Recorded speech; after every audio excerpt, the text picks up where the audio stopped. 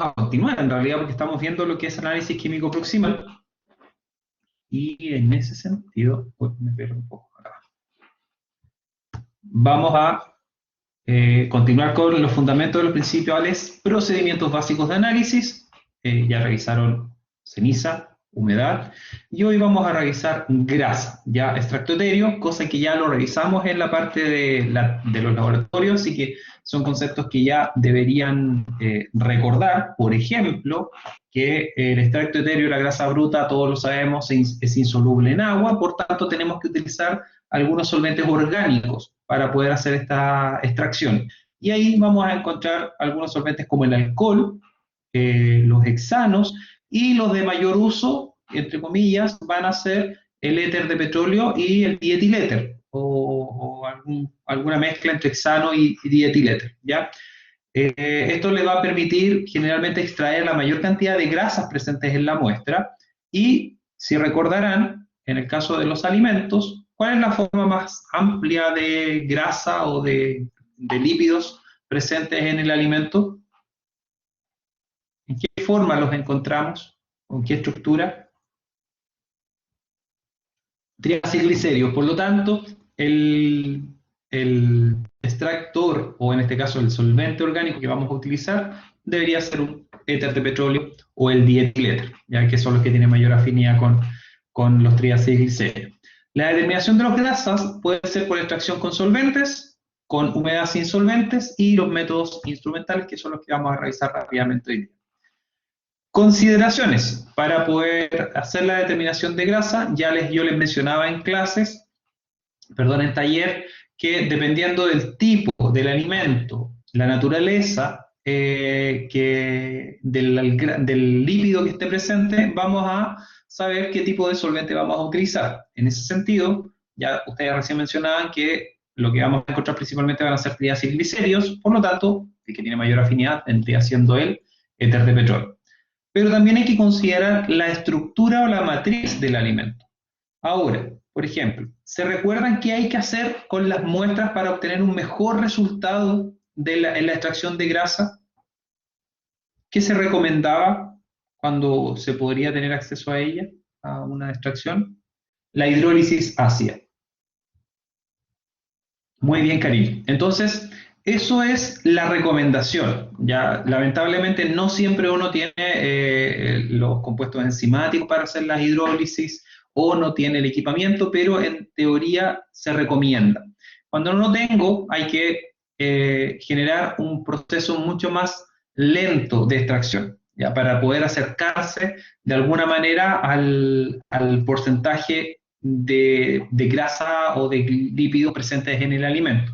Entonces, ¿vamos a poder utilizar el Sautner, por ejemplo, que es el método tradicional? Sí. ¿Va a ser mucho más lento? También. ¿Por qué? Porque la hidrólisis ácida lo que me va a permitir es poder reducir el tiempo de extracción y acercarme mucho más al valor real, ¿ya? Lo que no quiere decir que el otro método no esté validado, el otro método sigue siendo un método validado. Lo único que con la hidrólisis ácida puedo tener un valor mucho, mucho más rápido y mucho más cercano al valor real, ¿ya?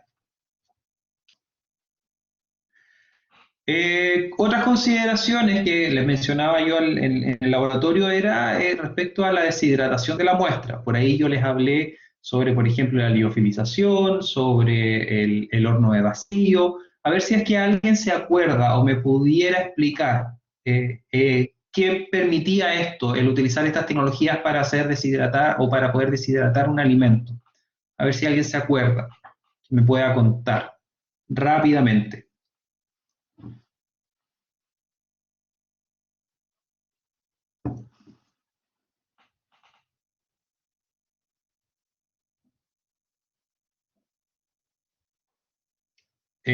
Sí, para que actúen mejor, pero ¿cuáles son las técnicas de deshidratación que se recomendaban y por qué?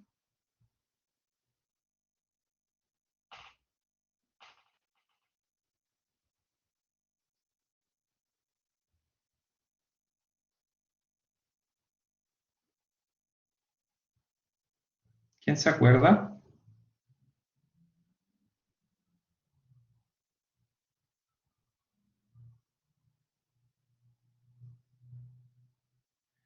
para impedir que el solvente no se adhiera. Eso es, por eso lo deshidratamos, Maite, porque el solvente es higroscópico, por tanto se va a saturar con el agua. Entonces tenemos que evitar que se genere esa saturación y por eso la deshidratamos. Pero no cualquier método de deshidratación es el que sirve o el que se recomienda. ¿Por qué? ¿Cuáles son los métodos que yo les mencioné en el laboratorio para deshidratar la muestra?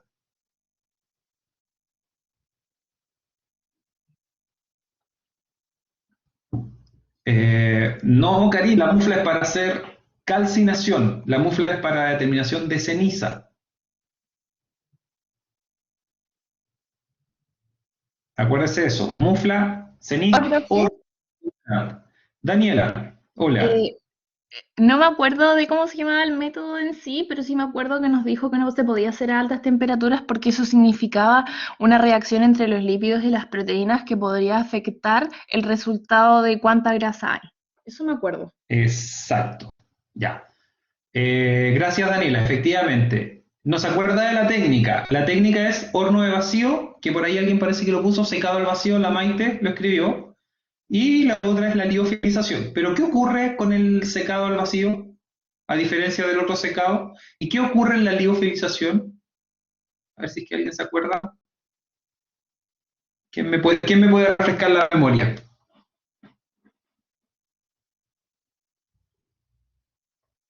Maite. Levantó la mano la Maite. Profe, soy la Dani de nuevo. Yo me acuerdo, Daniela. lo que pasa es que el horno a presión hace que, o sea, el horno al vacío hace que baje la presión, por lo tanto el punto de ebullición del agua es menor, por lo tanto no tenemos que ocupar tanta temperatura para sacar el agua.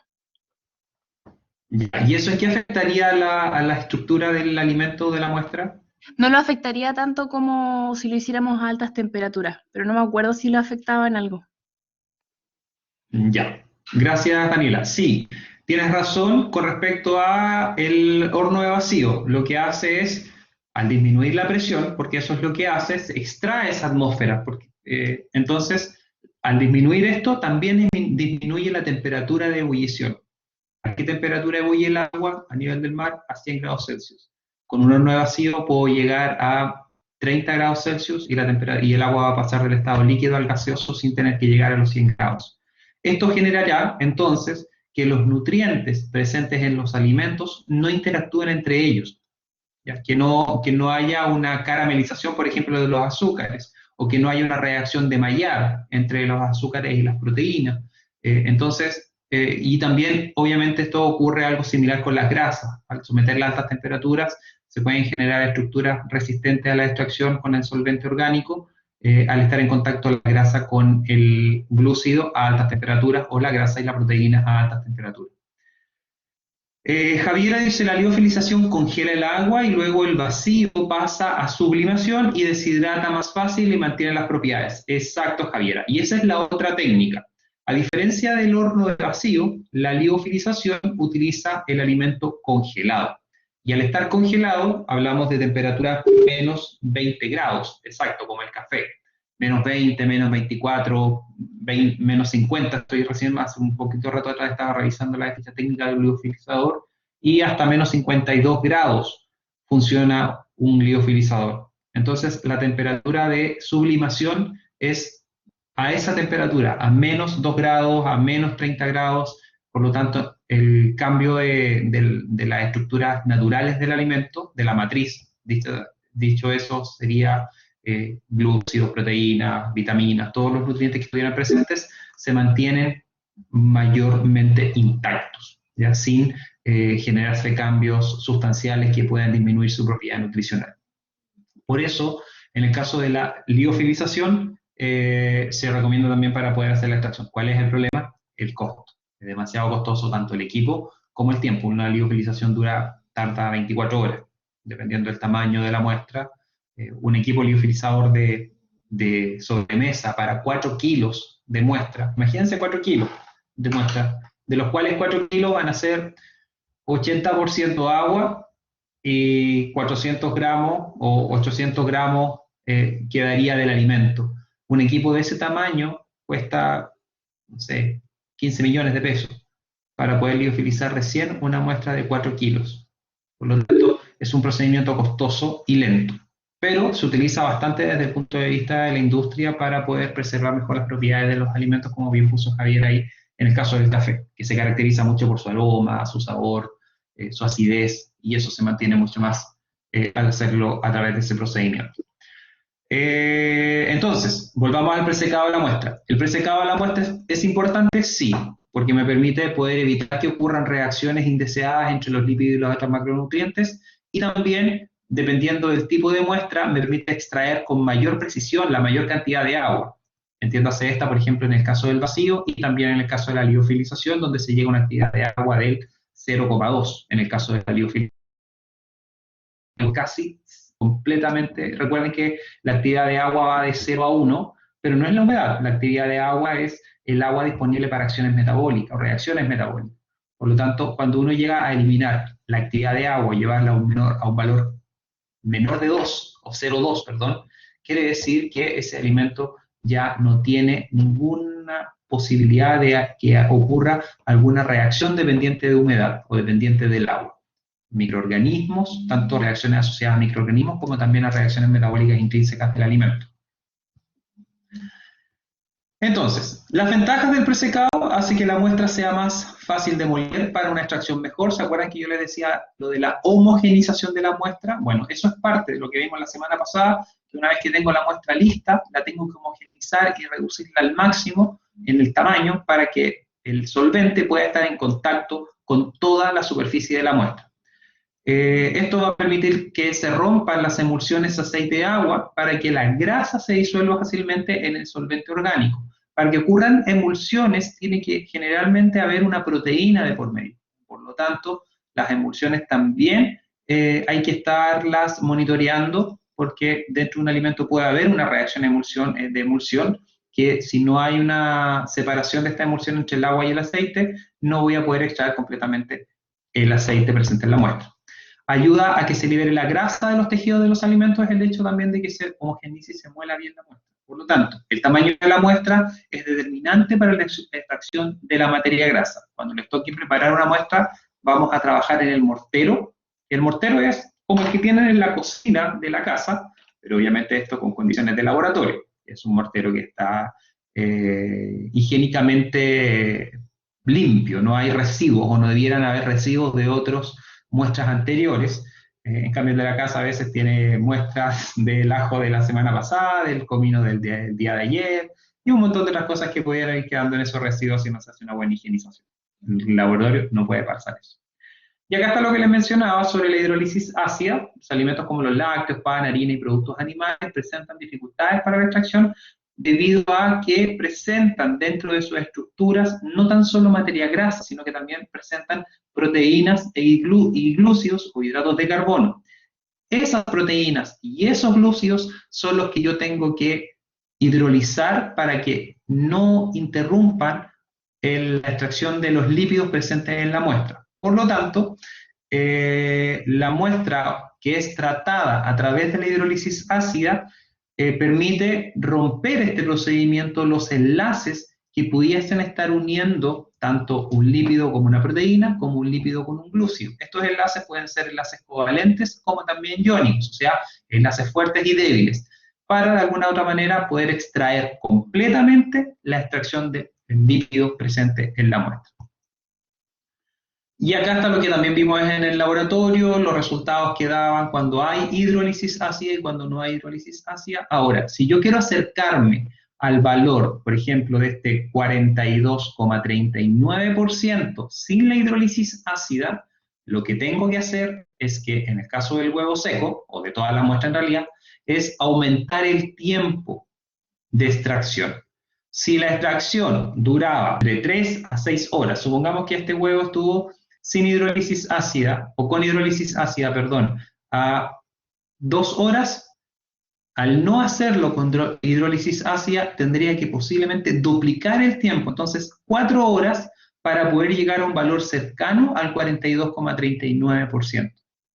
Entonces, eso es lo que les mencionaba adelante, que la hidrólisis ácida facilita el trabajo de la extracción de la materia grasa presente en la muestra. ¿Cómo se hace la hidrólisis ácida? Esto es simplemente para poder entender el procedimiento. Se predigiere la muestra por reflujo durante 1 hora con ácido hidroclorhídrico, se añade etanol luego, es hexanometanofosfato sólido, que en realidad estos funcionan como unas sales para poder retener o facilitar la separación de los lípidos de otros componentes antes de que los lípidos sean extraídos por los solventes, ¿ya? Por ejemplo, la hidrólisis ácida de 2 huevos requiere de 10 ml de ácido clorhídrico y un calentamiento en un baño María a 65 grados durante 15 a 25 minutos o hasta que la solución sea clara. Entonces, solamente para la hidrólisis ácida voy a necesitar ese tiempo previo. Ahora, el huevo es un alimento que tiende a tener una alta humedad, por tanto también hay que hacer un presecado, entonces todo eso va aumentando el tiempo de análisis. Lo que uno puede decir, no, yo me demoro 3 horas en hacer el extracto, el Sockler, pero a eso hay que sumarle todo el tiempo que está el trabajo detrás, el tratamiento de la muestra entre el secado, la hidrólisis ácida, para poder recién ahí llegar al punto de la extracción de la grasa. Los criterios para hacer... otra cosa. Esto, el esquema que aparece aquí, así, simplemente de la predigestión, es mucho más largo porque hay una predigestión, un aclarado y luego un secado de la muestra que va quedando. Hoy día existen equipos automatizados que facilitan bastante el procedimiento. Entonces uno pone la muestra en las cápsulas. Traté de buscarles algunos, pero no encontré ninguno que explicara el procedimiento. Encontré algunos videos de cómo del equipo como la publicidad, ¿ya? Así que les voy a mostrar el video para que vean cómo es el equipo hoy día, porque esto se puede hacer en un laboratorio, en un baño María, hay que manipular la muestra, entonces todo eso lo enlentece. Pero con el video que vamos a ver, que es un equipo de hidrólisis ácida, de hecho que estoy cotizando, para ver si podemos de alguna manera comprarlo, no sé todavía si me lo van a autorizar, pero no pierdo nada con intentar. Entonces eso me va a permitir hacer análisis mucho más rápido dentro del laboratorio. Así que les voy a mostrar el video.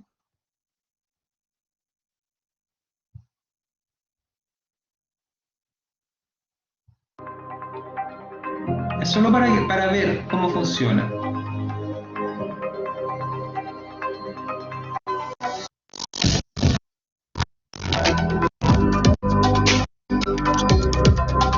Bueno, el que estoy cotizando es muy parecido a este equipo. Muy parecido. Yo creo que es la copia fina del equipo. Como todo.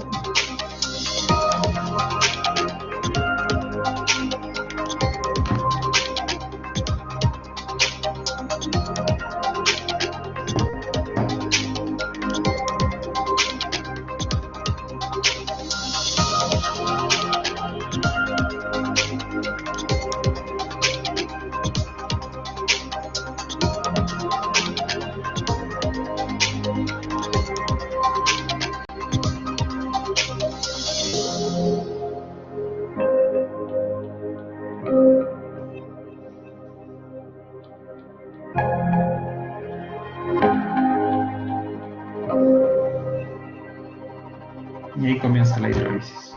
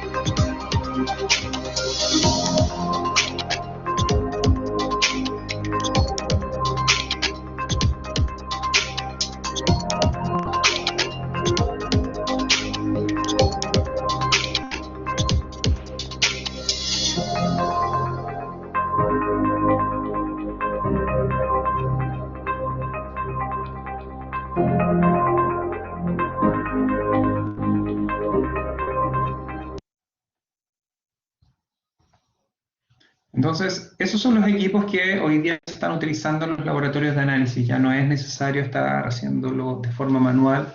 La tecnología ha permitido facilitar el procedimiento y de esa manera disminuir los tiempos de análisis. O sea, si se dan cuenta, en ese equipo uno puede analizar 6 muestras de una sola vez y las muestras se hacen por duplicado. Entonces yo podría haber hecho 3 muestras de alimentos automáticamente en una sola pasada. Entonces, eso, como les decía, disminuye mucho los tiempos de trabajo.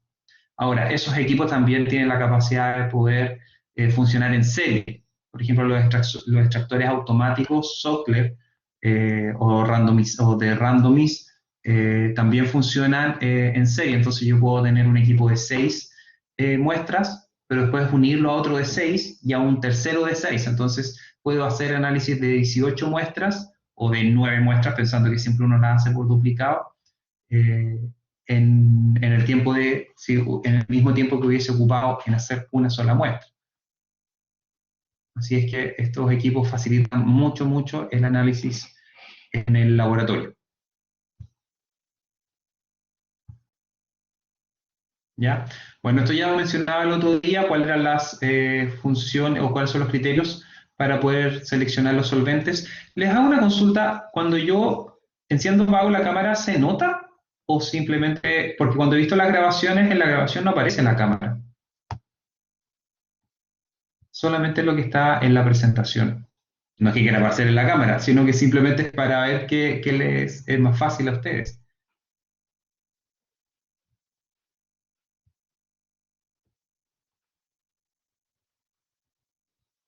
Ah, ok. Ya, sí, sí me he dado cuenta que la grabación no se ve porque estuve revisando unas grabaciones el otro día y me di cuenta que no aparecía, pero no sabía si era porque no estaba grabándose este día o porque no aparece. Ya, no, pero creo que entonces que no se graba la cámara o la imagen del profesor. Qué bueno. Ya, les decía entonces que los criterios también lo habíamos mencionado en el laboratorio, para que los puedan revisar, los solventes utilizados. A ver si se acuerdan, ¿qué datos les di yo extra de los solventes? La temperatura de ignición.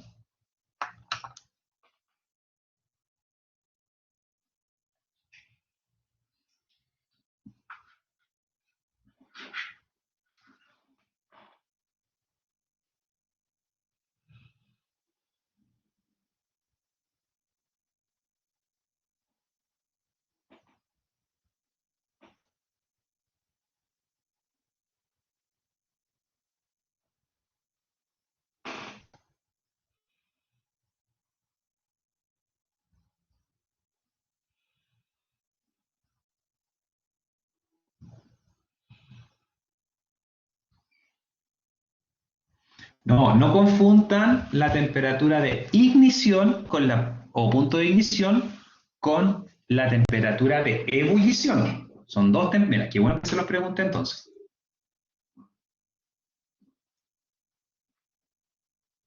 Yacarín dice 250 hexano, 160 el éter, el dietiléter, la Javiera dice 35 a 38. Esa temperatura, Javiera, es la temperatura de ebullición. ¿Ya? Pero la ignición es la temperatura que yo tengo que evitar. ¿Por qué? Porque a esa temperatura la cosa estalla, literalmente, o se inflama.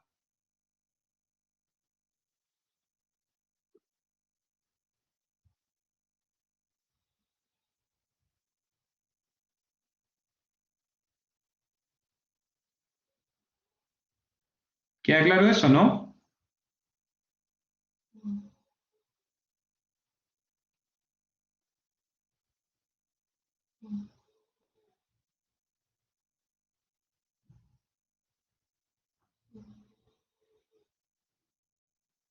¿Sí? Ya, solo para corregir hay un dato, en el caso del éter, el éter dietílico es el que tiene esa temperatura de ignición de 160 aproximadamente, ¿ya? El éter de petróleo era el que tiene la temperatura sobre los 250, no me acuerdo bien, pero era sobre los 250, o sea, no lo quiero googlear, pero es sobre esa temperatura, porque se acerca mucho a la temperatura del petróleo. Entonces, está el del hexano, el éter dietílico y el éter de petróleo. ¿Ya? Y la diferencia entre la temperatura de ignición y la temperatura de ebullición, la que más tengo que evitar es la temperatura de ignición.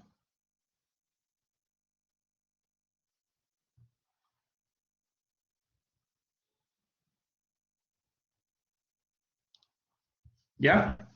Y la otra característica ya la habíamos revisado respecto a cuál era hidrofóbico, cuál era más económico, y generalmente lo que vamos a utilizar mucho va a ser el éter de petróleo, ¿ya? Es el que más utilizamos. También vimos ese día la estructura del Sockler, y ahí podemos ver, en este caso, que tenemos un manto calefactor, tenemos el balón de destilación, el equipo Sockler y el sistema de enfriamiento o condensador. Ese día también varios lo mencionaron cuando les pedí que explicaran el procedimiento, que lo que llega acá es aumentar la temperatura del manto calefactor. Si yo estoy utilizando éter de petróleo, entonces vamos a llegar a qué temperatura, a los 34,6, 35 grados, y a esa temperatura, si yo tengo éter de petróleo acá, lo que va a pasar es que vamos a perdón, si tengo dietiléter o éter dietílico a 35, 36 grados, este solvente va a pasar de estado gaseoso, va a llegar arriba al condensador, se va a condensar y va a caer dentro del sistema Sockler con el dedal. Y ahí vamos a poder estar en contacto con el solvente y la muestra.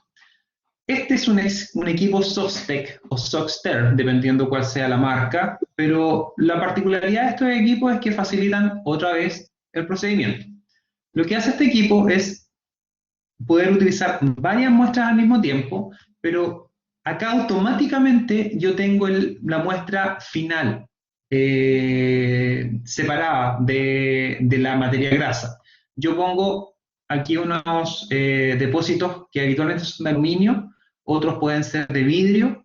Se baja esta palanca que tengo acá a mano izquierda del equipo, se baja, bajan todas las muestras o bajan todos los depósitos y comienzan los lavados con el solvente orgánico.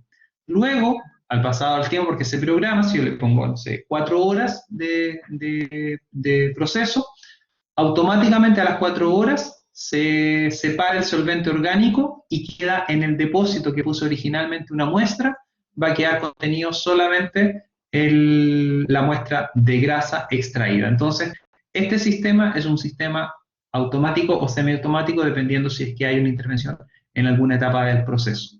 Y otra vez volvemos a lo que les comentaba recién, facilita mucho el procedimiento.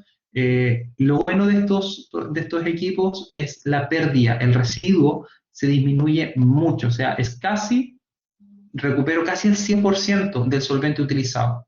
Por lo tanto, es mucho más amigable con el medio ambiente que utilizar otro procedimiento.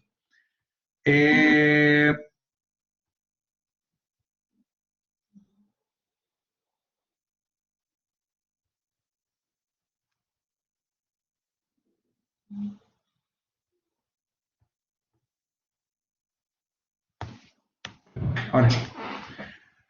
Entonces, el método Sockler, vamos a tener, el sistema Sockler, lo importante es esta parte, la del centro, donde está el Sockler. Y esto es lo que les decía yo, cuando acá abajo, en el contenedor del solvente, dependiendo cuál sea el sistema que yo utilice, por ejemplo, si yo utilizo este sistema que vemos en la imagen, utilizo bastante solvente porque necesito un volumen que duplique la cantidad o el espacio del Sockler. Por lo tanto, cuando este balón está, por ejemplo, a mitad de volumen con el solvente, el Sockler ya va a estar a mitad también. A diferencia del procedimiento o del equipo que veíamos en la lámina anterior, yo puedo ocupar la mitad o menos de la mitad del solvente porque está en contacto directo con la muestra y no existe este procedimiento de lavado, sino que simplemente está en contacto constantemente.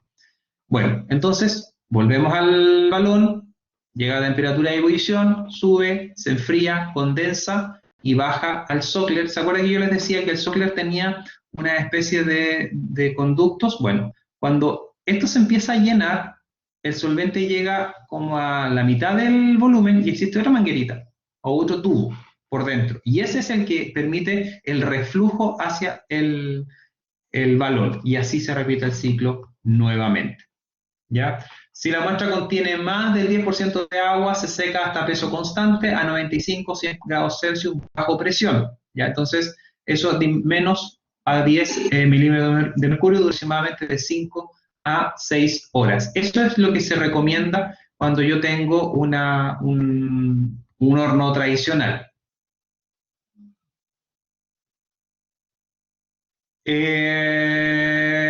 Maite, perdón, dice todos los materiales para realizar el procedimiento deben estar a peso constante. No, el único que tú necesitas a peso constante, o sea, obviamente todos tienen que estar limpios, no pueden haber residuos de procedimientos anteriores, pero el que tú vas a utilizar a peso constante, luego es el balón, porque ese es el que después tú te llevas para el rotavapor o el rotovapor, eliminas el solvente y lo que te quedó en el balón es lo que tú extrajiste de la muestra original.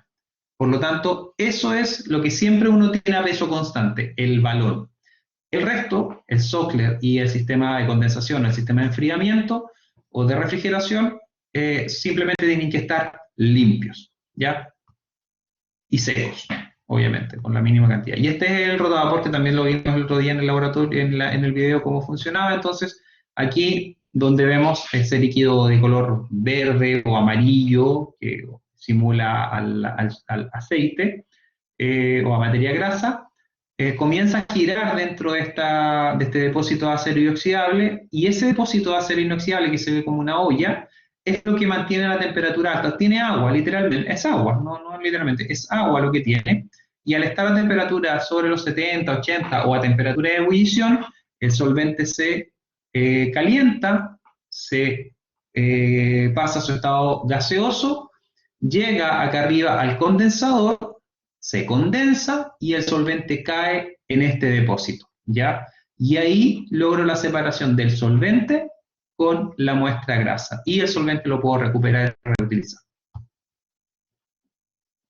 Entonces, el método Sockler, luego que ya tengo la muestra tratada y secada, dice, debo pesar 2 gramos de muestra presecada en un dedal de extracción. O sea, siempre el dedal de extracción tiene que estar presente, siempre que utilicemos el sistema Sockler. Si usamos, por ejemplo, el Sockstem, que era el equipo que les mostraba, ahí uno utiliza el depósito de aluminio que trae el equipo, o en otros casos utiliza el depósito de cristal que trae, dependiendo cuál sea la marca o el diseño del equipo.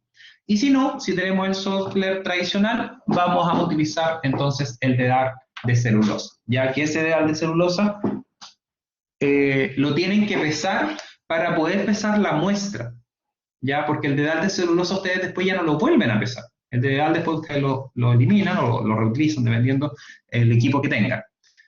Entonces, pesamos el dedal, paramos a cero y agregamos la muestra, ¿ya? Se pesa el matraz de ebullición presecado, que ese matraz es el que tiene que estar a peso constante Mainte. Luego se coloca el éter de petróleo en el matraz de ebullición y ahí va a depender el tamaño del matraz o el tamaño del Sockler, que pueden ser 200 ml, 100 ml.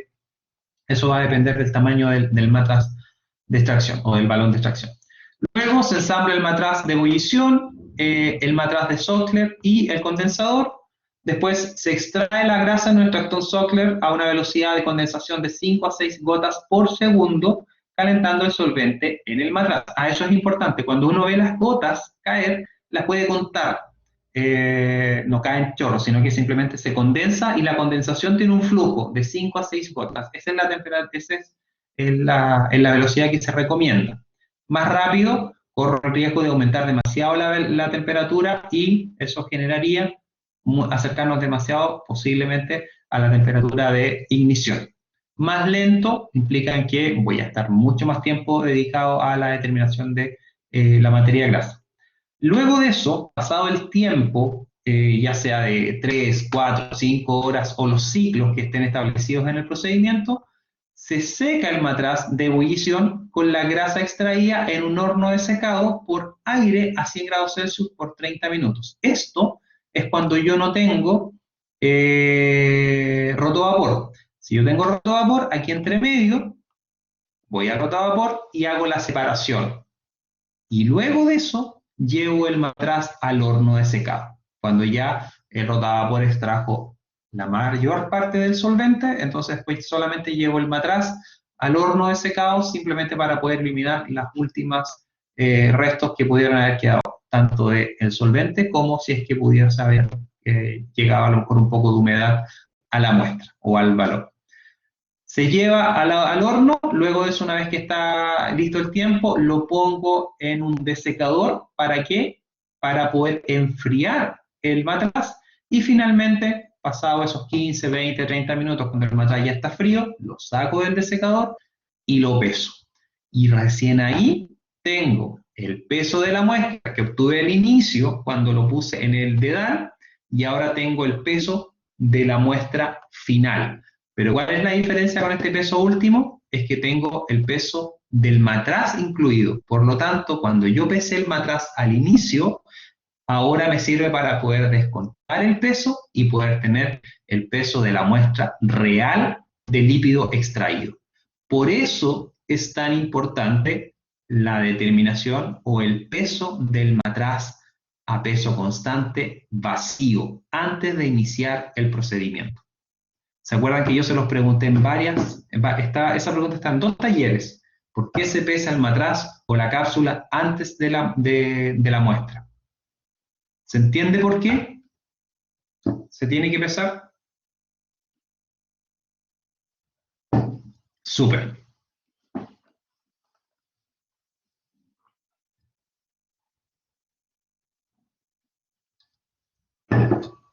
Ya. Natalia no escuchó. Para poder sacar la diferencia, Natalia, como bien dice Javiera, si yo no tengo ese peso del matraz al inicio, cuando yo tengo el producto final, no puedo hacer la diferencia, entonces no puedo saber cuánta materia grasa real obtuve de esa muestra. ¿Ya? Y ahí está la fórmula que ustedes ya conocen y ese video era el mismo video que vimos en el laboratorio.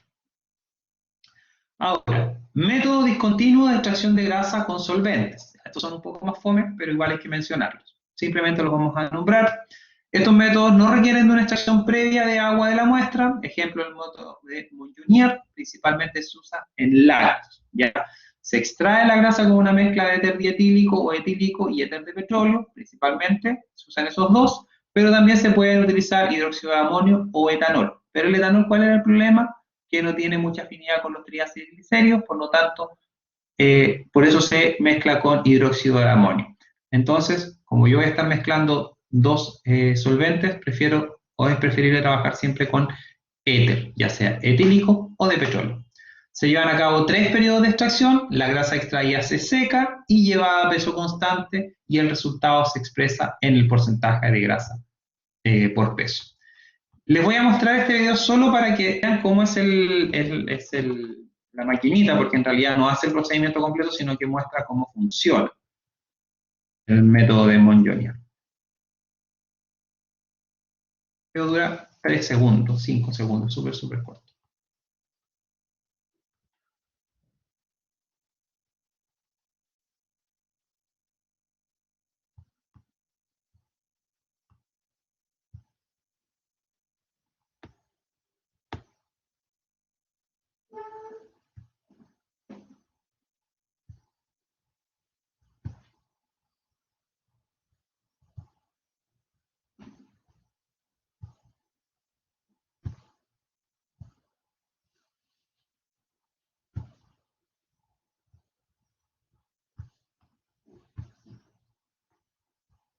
Ese es un sistema Monjonier.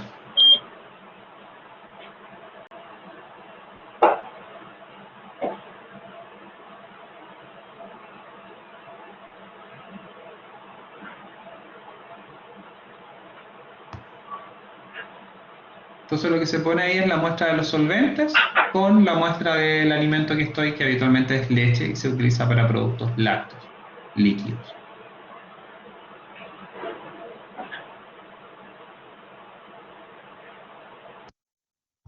Y eso dura aproximadamente 10 minutos solamente para hacer la extracción.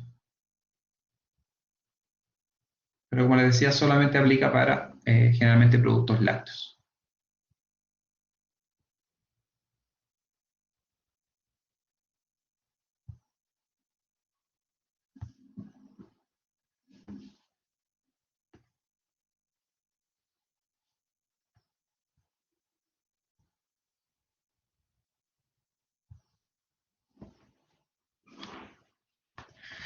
Ya, otro método que se utiliza, y se utiliza mucho para los productos lácteos, es el método de Babcock, que es un procedimiento que existe hasta la centrífuga de Babcock, está el matraz de Babcock, o sea, está hecho exclusivamente para esto.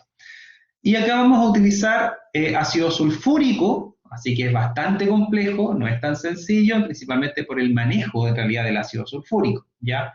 Y se añade a la cantidad de leche que va dentro del matraz de Babcock. Les voy a mostrar el matraz, que sería este, ¿ya? Entonces, existen matraces para leche, crema y queso, todos productos lácteos. ¿Qué lo determina? Fosfolípidos. Por tanto, en el caso de la leche, hay una alta concentración de fosfolípidos, significativa, hablamos de un 1 a un 2%. Entonces, lo que habría que hacer es tratar la muestra previamente. ¿Con qué? Con alguna hidrólisis ácida para poder romper esta unión entre los grupos fosfato y los lípidos presentes en la muestra. ¿Ya?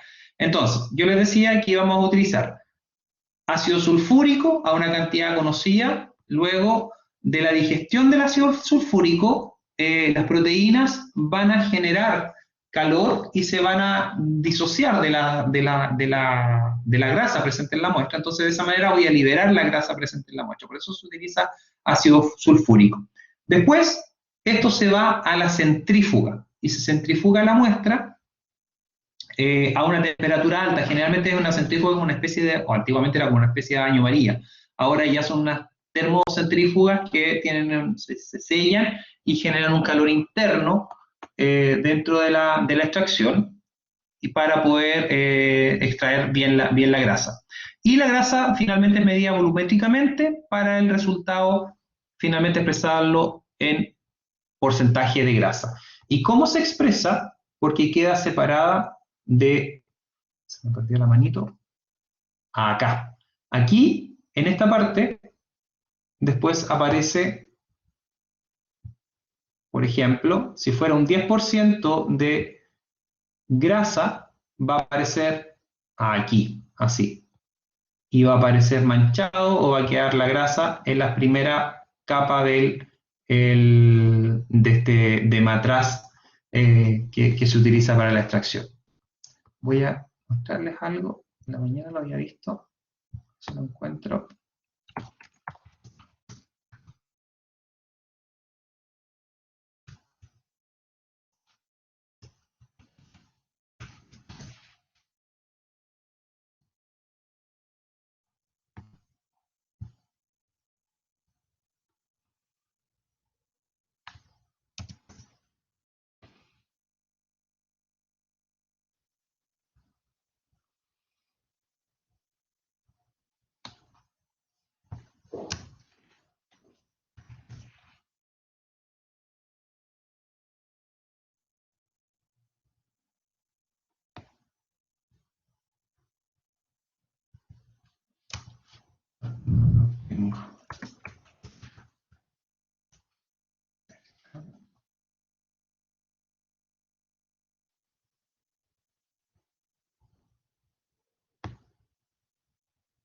No, no está el que había visto yo en la mañana para que mostrara. Se notaba muy bien cómo se mostraba el matraz.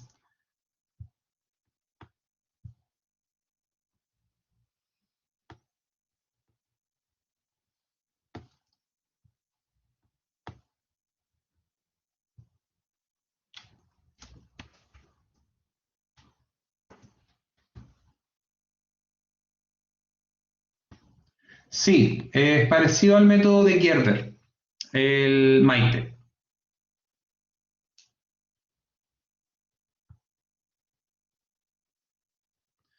Ya, bueno, y existen otros métodos, va a quedar pendiente ese. Bueno, y existen otros métodos, como por ejemplo la eliminación por el método detergente. Acá se hace la reacción entre detergentes que reaccionan con las proteínas para formar un complejo proteína-detergente que rompe las emulsiones y libera la grasa. Recuerden que cuando yo les hablo de emulsiones, es una relación entre grasa y agua, que está mediada por una proteína. Entonces, para poder yo romper esa emulsión, finalmente lo que hago es romper la estructura proteica y de esa manera libero la grasa presente. ¿Dónde encontramos emulsiones de productos grasos? ¿En qué alimentos podemos encontrar emulsiones, chiquillas? O la grasa la podemos encontrar en los lácteos. ¿En qué otros o qué otro producto conocen ustedes que es una emulsión?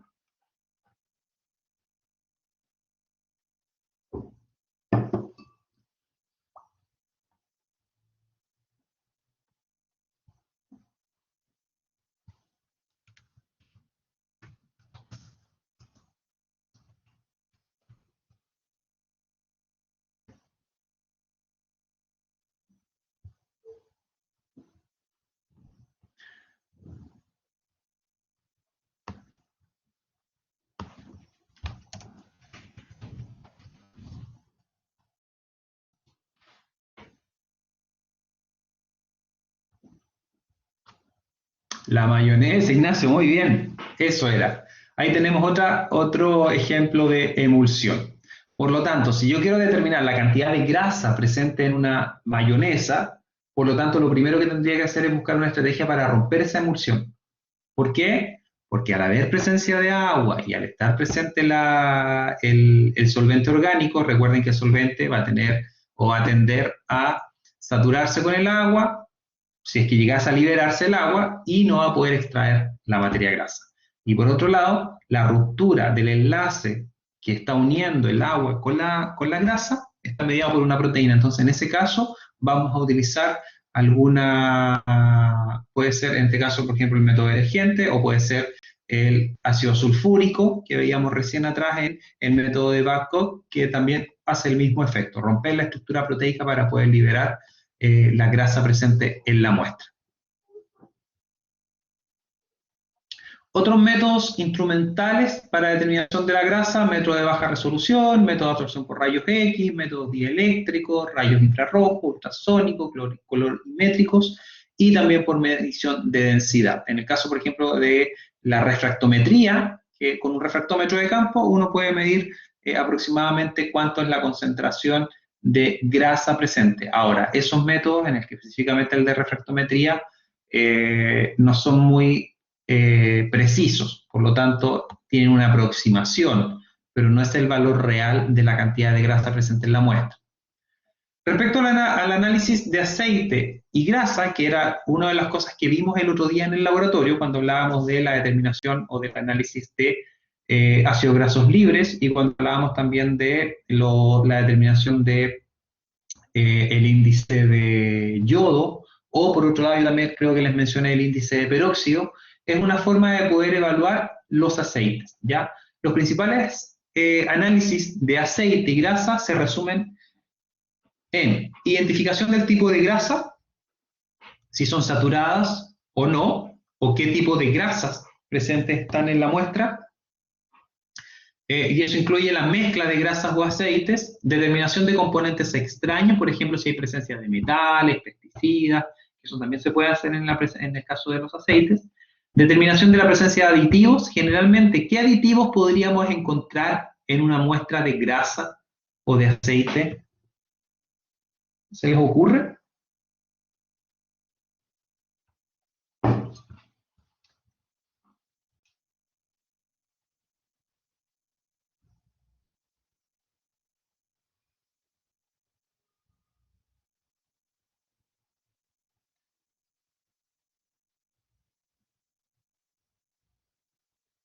Pero en el aceite, Karim,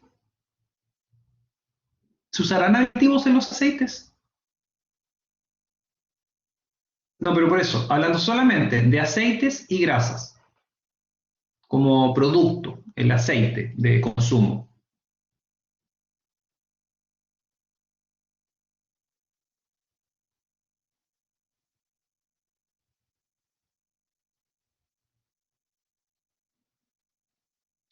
Generalmente, lo que se le adiciona a los aceites, como dice la Karin, es algún tipo de antioxidante, pero no necesariamente ácido cítrico, ¿ya? Por ejemplo, existen algunos antioxidantes como la vitamina D y se utiliza como aditivo en los aceites. porque permite poder mantener el también maite, también. Entonces, eso también les puede permitir poder reducir la oxidación de los aceites. Ahora, ¿nos puede indicar qué significa esa sigla?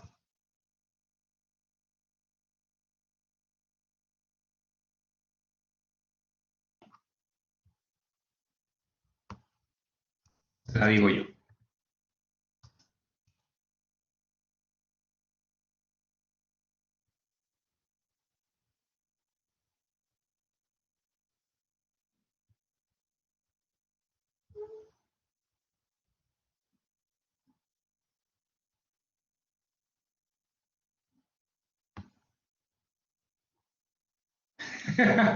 ¿Y cómo la encontró Maite?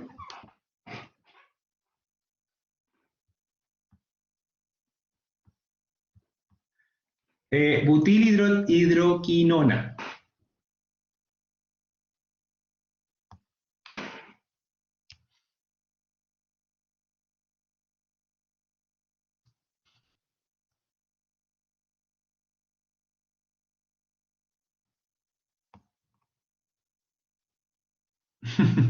Ya, sí. El butilhidroquinona es un conservante de los aceites que impide el enranciamiento. Hoy día ya no aparece como BHQ, puede aparecer como TBHQ, pero es eso, puede escribirlo. El TBHQ, exacto, ese, TBHQ, a ver, terbutilhidroxiquinona. Terbutilhidroxiquinona, si no me equivoco, así está bien escrito. Terbutilhidroquinona, terbutilhidroquinona. Hidroquinona. Terbutilhidroquinona. Eso es TBHQ. Y el BHQ es butilhidroquinona.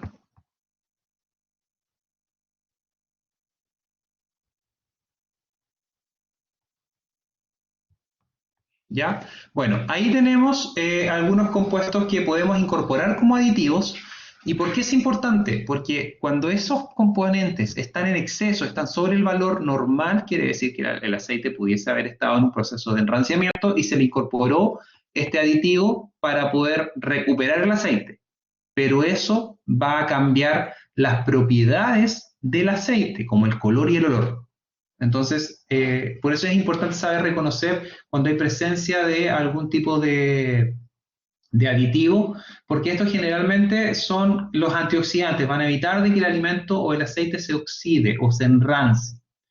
Bueno, además de eso, el grado de refinado, en el caso de los aceites extra vírgenes o de primer prensado, les va a permitir también saber el grado de refinación. ¿Por qué es importante? Un aceite entre más refinado, menos nutrientes secundarios vamos a encontrar. Por ejemplo, vitaminas de origen natural presentes en el aceite. O incluso la apariencia del aceite puede cambiar mucho entre más refinado sea. ¿Ya? Se transparenta mucho más el aceite, se clarifica, es la palabra, no transparente, se clarifica el aceite al ser mucho más refinado. Y bueno, los grados de lipólisis y la identificación de grasas endurecidas o interesterificadas, que eso generalmente ocurre por, entonces, entre más refinado mejor. No, Javiera, generalmente el aceite de, ¿cuáles son los que uno recomienda? El aceite de oliva, el pepita de uva, ¿ya? Entonces, esos aceites generalmente son de primer prensado. El primer prensado es el que tiene la mejor calidad de ácidos grasos esenciales, ¿ya? Y tiene un buen poder antiinflamatorio. Si yo refino demasiado el aceite, voy a obtener un aceite, claro, con una menor cantidad de compuestos antioxidantes presentes, por ejemplo, de forma natural en el aceite. ¿Qué es lo que ocurre con los aceites de maravilla? Que el color debido a eso es porque es un aceite más refinado también. Ya no son de primer prensado, porque no se puede de primer prensado en realidad cuando uno hace la extracción de esos tipos de aceite. Ahora, la extracción de esos aceites es distinto a lo que nosotros hacemos en el laboratorio. La extracción del aceite no se hace con solventes, ya se hace por prensado, porque si usáramos solventes, corremos el riesgo de contaminar el aceite, quedar residuos o generar cambios en la estructura. Entonces, para que no se me vayan a confundir en cómo se extrae un aceite para el consumo y cómo se extrae el aceite para el análisis. Son dos procedimientos distintos.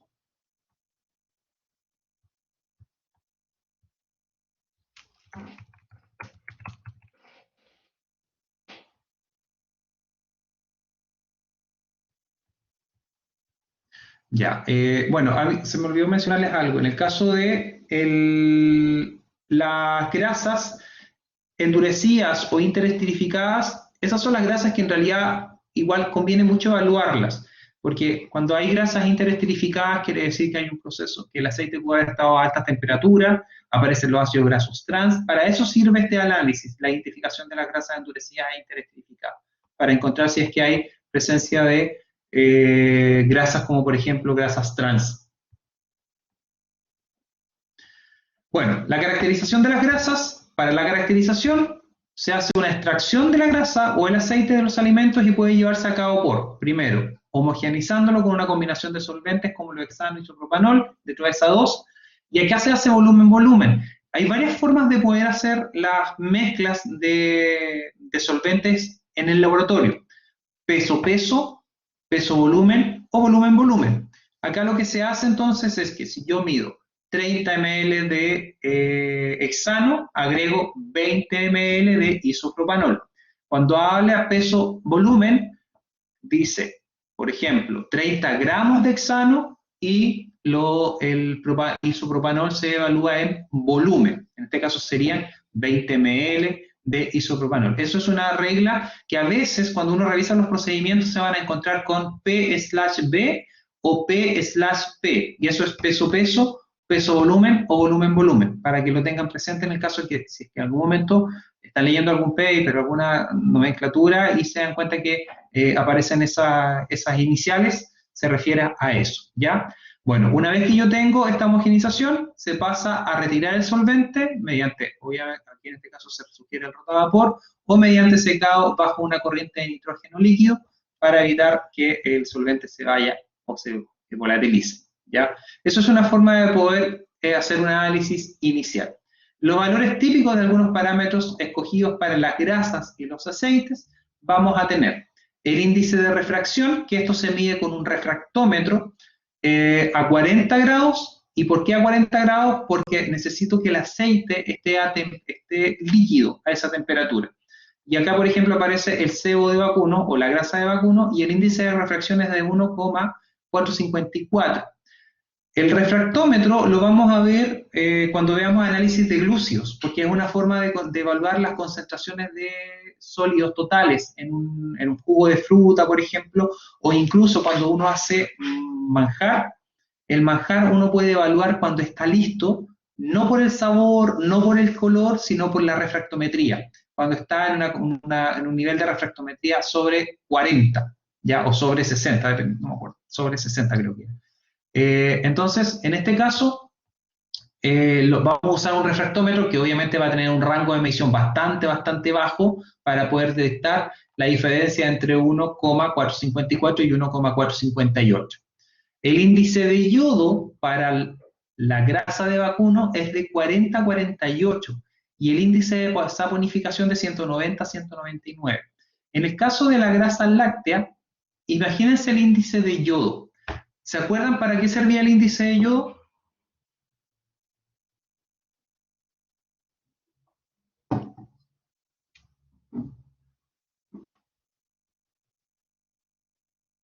Se los expliqué en el laboratorio y aquí es algo que me interesa que revisen en la imagen. Indicador directo de buena calidad. Para medir la calidad del aceite se ven las insaturaciones. Ya, Maite. Gracias. Gracias, Sebastián, igual. Entonces, si revisamos el índice de insaturación, miren esto.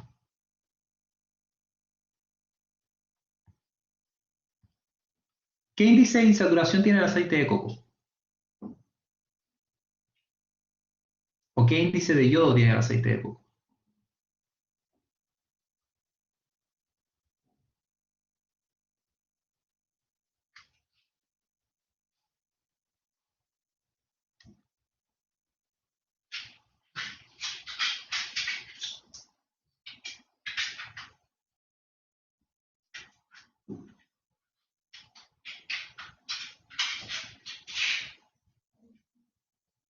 ¿Y qué quiere decir eso? Entonces,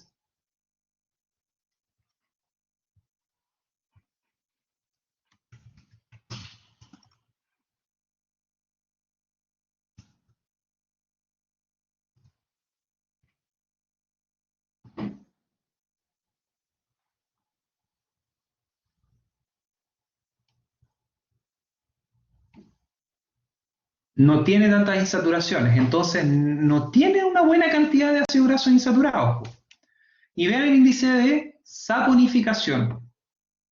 El índice de saponificación sirve para poder determinar la cantidad, saponifica los ácidos grasos libres. ¿Y se acuerdan para qué servían los ácidos grasos libres? Para determinar también la calidad de un aceite. Y esto no lo estoy inventando yo, esto está en la literatura, está en un libro de ciencias de alimentos. Es bastante alto el índice de saponificación. Por lo tanto, hay una gran cantidad de ácidos grasos libres, se enrancia rápido. No es de tan buena calidad el aceite de coco. O la grasa de todo coco, la manteca de coco, como le quieran llamar. ¿Ya? Para mí es grasa de coco porque se presenta en estado sólido a temperatura ambiente. Claro, ahí si volvemos a lo que les mencionaba al inicio de la clase, cuando veíamos las macromoléculas, ¿qué moléculas se mantenían a temperatura ambiente en forma sólida cuando hablábamos de la grasa? Las grasas que tenían mayor cantidad de saturaciones, de ácidos grasos saturados, los de cadena larga o los que tenían un peso molecular alto, producto, por ejemplo, de que fueran ácidos grasos trans. ¿Ya? La saponificación es una forma de medir los índices de ácidos grasos libres.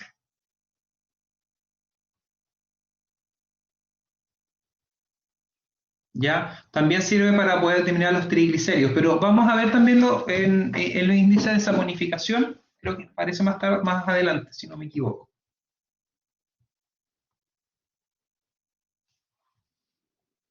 Y se hace se saponifica con hidróxido de potasio, ya a diferencia, por ejemplo, de la determinación de la acidez del aceite que se hace con hidróxido de. Sí, ahí tenemos otra diferencia. Saponificación, hidróxido de potasio, acidez, hidróxido de sodio. Y los dos identifican ácidos grasos libres y también en el caso de la saponificación permite identificar la cantidad de triglicéridos. Permite hacer una estimación de promedio de triglicéridos presente en la muestra.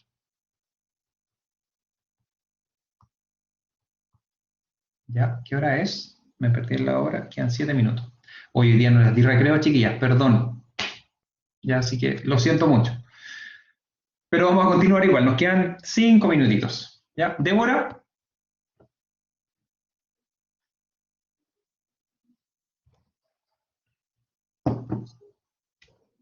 Débora levantó la mano.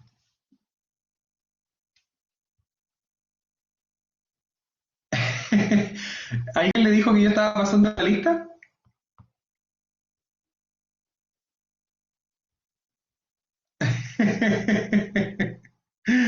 ¿Quién le hizo la broma a Débora? Yo pensé que esto solo pasaba de forma presencial.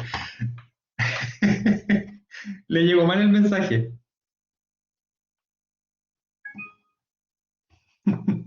Ya. Maite, ¿para qué servía el índice de acidez? No se preocupe, Débora. A ver, el índice de acidez. Es que estoy en el celular. Ya, no se preocupe. No, así fue. No se preocupe. Ya. El índice de acidez, Maite, es para determinar la cantidad de ácidos grasos libres.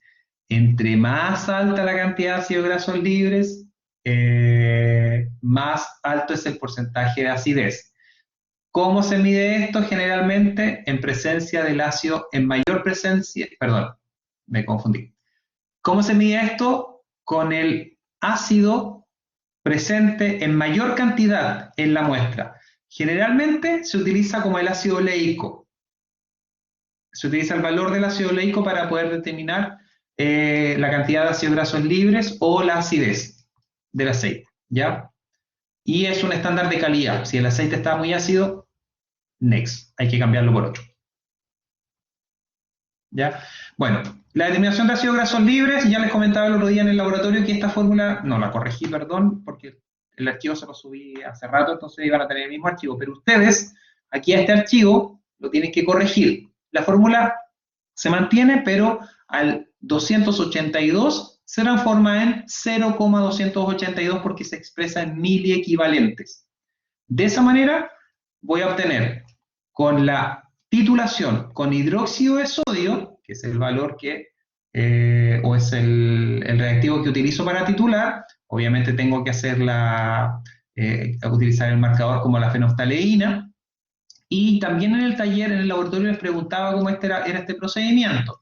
Tenían que tomar una muestra de aceite, diluirla en etanol, o también se puede utilizar algún éter o dietiléter, y luego de eso se agrega el marcador que es la fenolftaleína y se titula con hidróxido de sodio, que el hidróxido de sodio, dependiendo de la concentración que quiera utilizar, puede ser 0,1 normal, 0,01 normal, 0,5 normal. La verdad es que ahí depende mucho del procedimiento que yo esté siguiendo. Hay distintos autores que recomiendan distintas concentraciones de hidróxido de sodio para hacer las titulaciones de ácidos grasos libres o también la determinación de la acidez del aceite, ¿ya? El volumen, que es la B, corresponde al volumen de hidróxido de sodio utilizado para la titulación.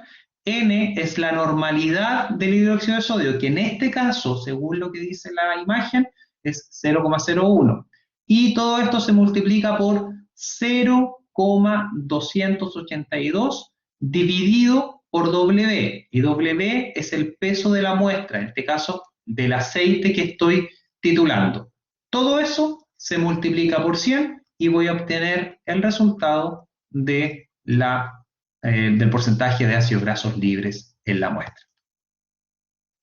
¿Ya? Respecto a la acidez, ácidos libres expresado como ácido oleico superior al 2,5%, el índice de acidez es igual al porcentaje de ácidos grasos libres como ácido oleico multiplicado por 1,99.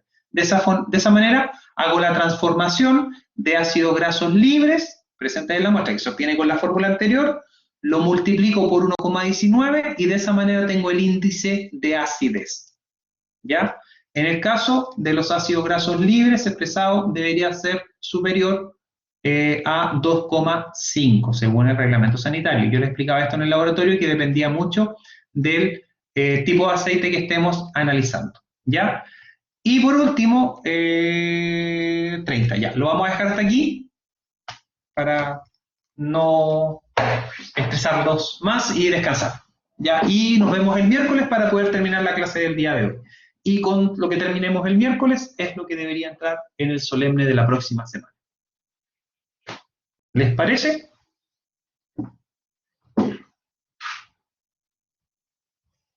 Ya, chiquillas y chiquillos.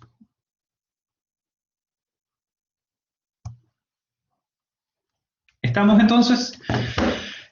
Que tengan, Maite, que estén muy bien. Gracias, ustedes también. Maite, ¿tenías alguna duda? Chao Sebastián, chao Camila, chao Valentina, chao Débora, chao Daniela, chao Micaela, que estén bien.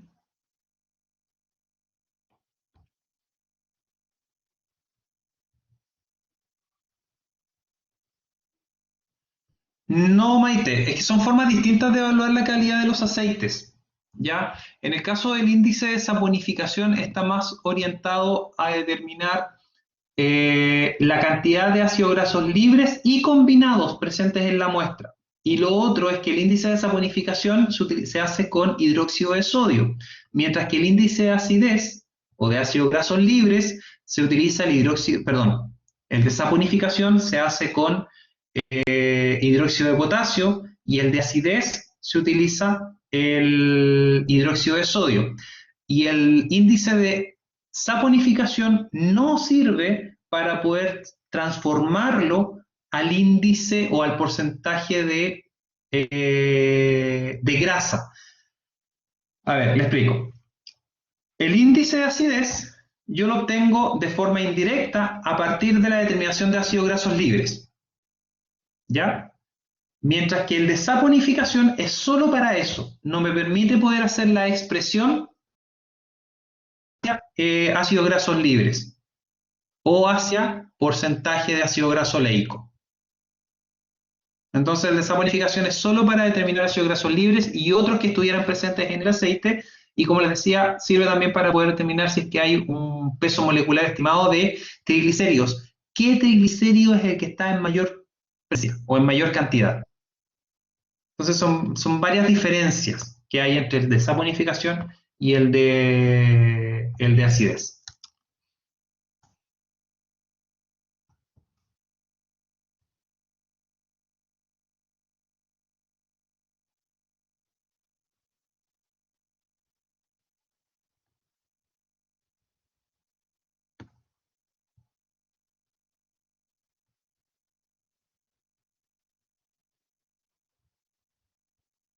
¿Ya? Eso. Y otra cosa, el de saponificación, al ser alto, indica una buena calidad del aceite. Eso es lo más importante de saponificación. En cambio, el índice de acidez, si es alto, quiere decir que el aceite está rancio. Pudo haber empezado un procedimiento de enranciamiento o de oxidación. Se me había olvidado ese gran detalle. Entonces, índice de saponificación alto podría indicar un alto grado de pureza del aceite. No, está menos intervenido.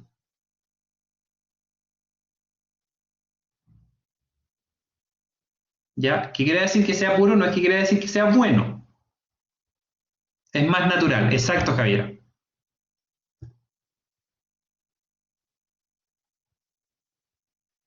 Por ejemplo, si tú tienes un aceite de coco con un nivel de saponificación alto, quiere decir que es bastante natural. Pero si tienes otro aceite de coco con un índice de saponificación más bajo, quiere decir que ese aceite de coco se le han incorporado otros tipos de ácidos grasos. Ya, el de saponificación te permite poder comparar dos tipos de aceite de la misma categoría.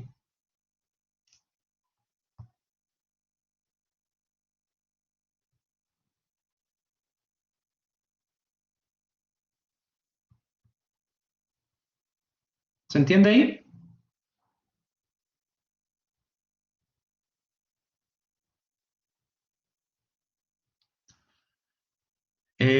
Podrían mencionarlo, pero ¿cuál es el problema del índice de saponificación? Que va a variar mucho, puede variar por las condiciones ambientales. Recuerden que los aceites, al estar en contacto con el oxígeno, con la luz o con algunas enzimas presentes de forma natural, se comienzan a deteriorar. Por lo tanto, eso también va a afectar su resultado de saponificación. Entonces, si yo tengo un aceite que mencionaba que el índice de saponificación era 250, en la etiqueta, pero cuando yo lo analizo tiene 200, quiere decir que disminuyó su calidad, producto de un cambio natural en el aceite. Entonces, por eso difícilmente lo van a declarar en la etiqueta. Claro, mejor que no. ¿Ya? Ya, chiquillas. Estamos entonces. Lo dejamos hasta aquí. Que tengan un muy buen día lunes por la tarde.